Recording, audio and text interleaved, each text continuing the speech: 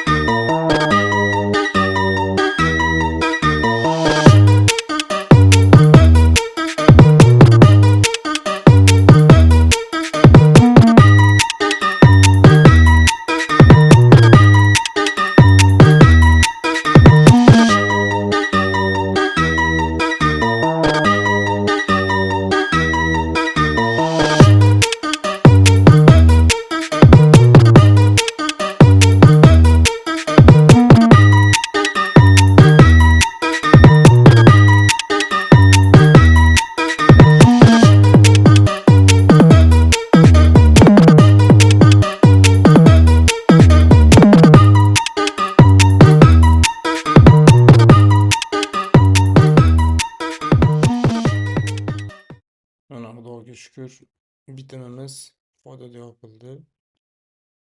Allohga shukr.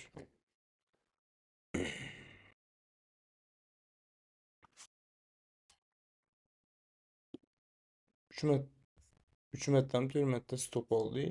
Yana oxirgi bitimimiz foyda bo'ldi. Xudoga shukr. 74 dollar.